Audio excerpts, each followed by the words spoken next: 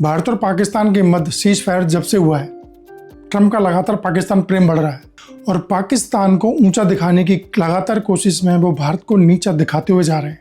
आप किसी को प्रेम कीजिए लेकिन किसी दूसरे को नीचा मत दिखाइए। लेकिन अमेरिकी सेना की 250वीं वर्षगांठ 14 जून को अमेरिका में मनाई जा रही है और अमेरिका ने इसमें शामिल होने के लिए पाकिस्तान के आर्मी चीफ मुनीर को आमंत्रित किया है, ना कि पाकिस्तानी पीएम को, ना प्रेसिडेंट को। किसको? गौर कीजिएगा, पाकिस्तानी आर्मी चीफ को। और इस परेड में शामिल होने के लिए भारत से आमंत्रित किसी को भी नहीं किया है। तो विपक्ष हमलावर है, वो हमारा मसला नहीं है। ऐसा क्या कारण है कि पाकिस्तान के आर्मी चीफ को न्योता दिया गया है और अपने दोस्त भारत को न्योता नहीं दिया है? ट्रंप ने अपने मित्र मोदी को या भारत के आर्मी चीफ को या भारत के किसी भी नेता को न्योता नहीं दिया है। मुझे इसके पीछे 4 कारण दिखाई देते हैं जो तात्कालिक है। एक एक करके चारों कारणों को मैं आपको बताने की और समझाने की कोशिश करता हूँ और अंत में एक सवाल भी है और एक चिंता भी है जो आपको जिसका उत्तर देना है, जिसको बताना है कि मैं सही चिंता जाहिर कर रहा हूँ या गलत चिंता जाहिर कर रहा हूँ। देखिए, सबसे पहला कारण जो मुझे लगता है, ट्रंप का जो तत्कालिक कारण जो मुझे लगता है जिससे वो बहुत ज़्यादा आहत हैं, परेशान हैं, कि सीज फायर का भारत ने ऑफिशियली उनको क्रेडिट नहीं दिया। जो लगातार वो 11 बार 12 बार बोल चुके हैं कि मैंने भारत और पाकिस्तान के बीच ट्रेड की धमकी देकर सीज फायर करवाया। पाकिस्तान ने तो खुल के उनके लिए ये क्रेडिट दे दिया कि ट्रंप ने बड़ी भूमिका निभाई, लेकिन भारत ने अभी तक उनको ऑफिशियली कोई भी क्रेडिट नहीं दिया। नंबर 2, चीन और पाकिस्तान की दोस्ती बहुत गहरी होती जा रही है। भारत पाकिस्तान युद्ध के दौरान भी ये हुआ। ये जो गहरी दोस्ती है, इससे अमेरिका जो है बहुत परेशान है। तो उसको बैलेंस करने के लिए, पाकिस्तान को अपनी तरफ थोड़ा सा रखने के लिए ट्रंप चाहते हैं कि बैलेंस बने और चाइना से पाकिस्तान की दूरी या तो दूरी बने या फिर बैलेंस बने, इसलिए उन्होंने आमंत्रण दिया है। ये दूसरा कारण है कि चीन को नियंत्रित करना, संयोजित करना या बैलेंस करना उसकी दूसरी रणनीति है। तीसरा कारण, अमेरिका को भारत पाक तनाव का डर नहीं है। अमेरिका को डर है पाकिस्तान के, चीन की, रसिया की गोदी में चले जाने का।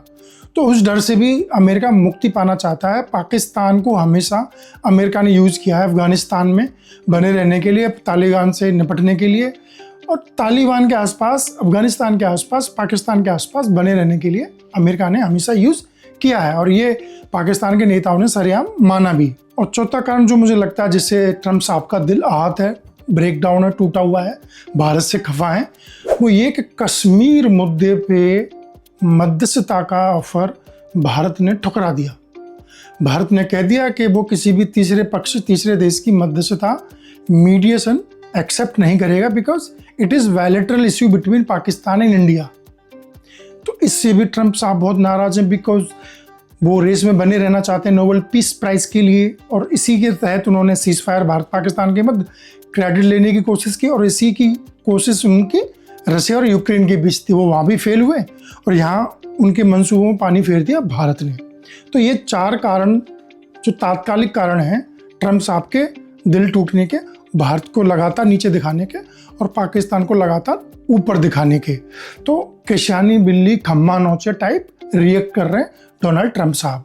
अब बात आती है कि सवाल और चिंता क्या है। क्या अमेरिका के लिए भारत इतना दो कौड़ी का देश हो गया है कि वो उसको महत्व नहीं देता है, वो उसको बैलेंस नहीं करना चाहता है? वो पाकिस्तान को ऊपर दिखाने के लिए क्या भारत को बिल्कुल ही तवज्जो नहीं देगा? चीन को बैलेंस करने के लिए क्या भारत को बिल्कुल तवज्जो नहीं देगा? टैरिफ वॉर के अंतर्गत चाइना से उसके रिश्ते खराब हुए, टैरिफ वॉर चला और उसमें चाइना जीतते हुए दिखाई दिया।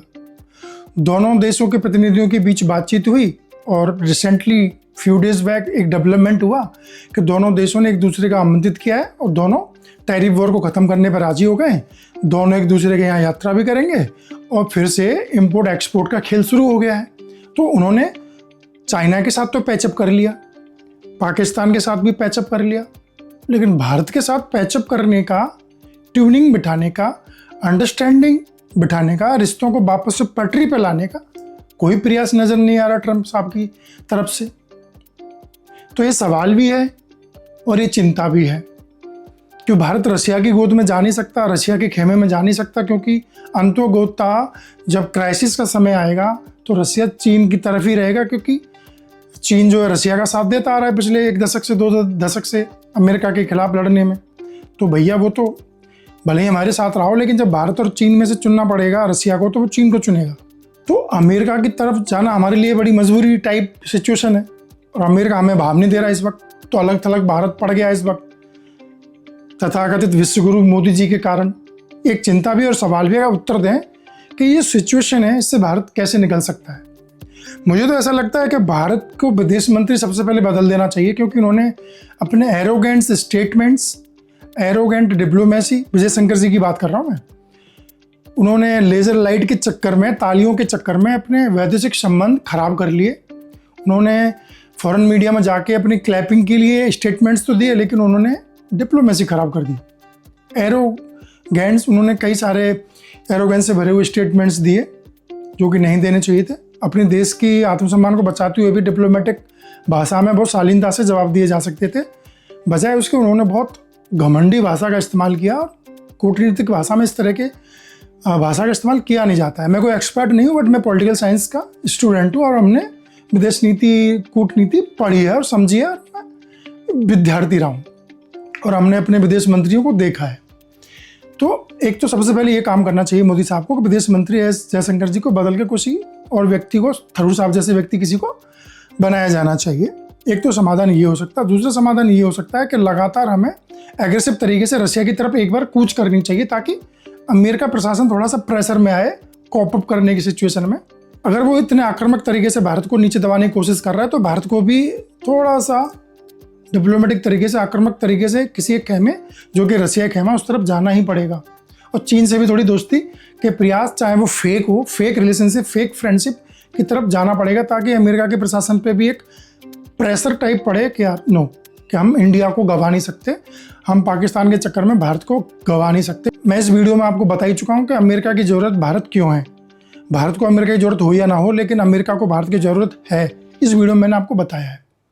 तो ये था आज का वीडियो कि ट्रम्प साहब इसलिए नाराज़ हैं, इसलिए खफा हैं। 4 कारण खफा होने के, और एक सवाल और एक चिंता मैंने अंत में आपके लिए छोड़ा है। नमस्कार।